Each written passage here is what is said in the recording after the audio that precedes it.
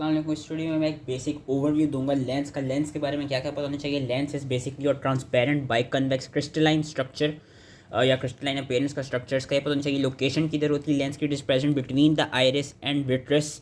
और डायमेंशंस को बस एक रीड दे देना है, इतना इंपॉर्टेंट नहीं है। वेट पता होना चाहिए कि लेंस डज इंक्रीज विथ क्या कहते हैं योर एज। बर्ड में 90 मिलीग्राम है, एडल्ट में 225 मिलीग्राम है। रिफ्रैक्टिव इंडेक्स और कर्वेचर के रेडियस को भी एक रीड देना है। स्ट्रक्चर में इसके जो पार्ट्स ऑफ लेंस हैं वो पता होना चाहिए कि what is the structure of lens या what are the parts of lens.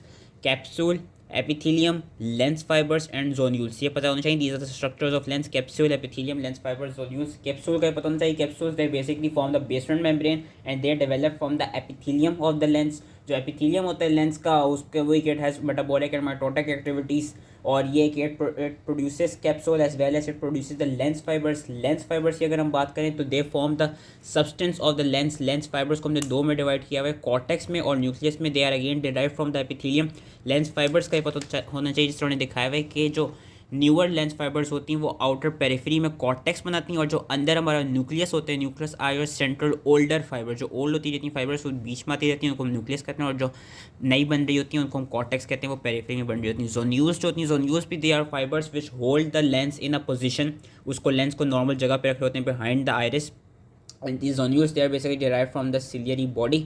Lens का कंपोजिशन पता होना चाहिए। 66% वाटर, 34% प्रोटीन। लेकिन ये याद रखना है कि जो लेंस की प्रोटीन्स हैं वो नॉर्मली हमारे इम्यून सिस्टम से हिडन होती हैं। और वो हिडन इसलिए होती हैं क्योंकि अगर तो हमारे नॉर्मल इम्यून सिस्टम का एक्सपोजर हो जाए लेंस की प्रोटीन से, then it will lead to some auto immune reaction.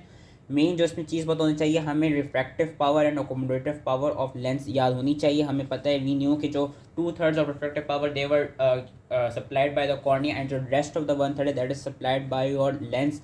In non accommodative state lens supplies 15 to 20 dioptres of the refractive power. Accommodation power पता होनी चाहिए। बर्थ में 14 to 16 डायोप्टर्स होती है। 25 ईयर्स ऑफ एज में 7 to 8 dioptres. By 50 years of age 1 to 2 dioptres होती है। We know के अकोमोडेशन डिक्रीजेस बाय एज, जिसकी वजह से प्रेस बायोपिया डेवलप हो जाता है।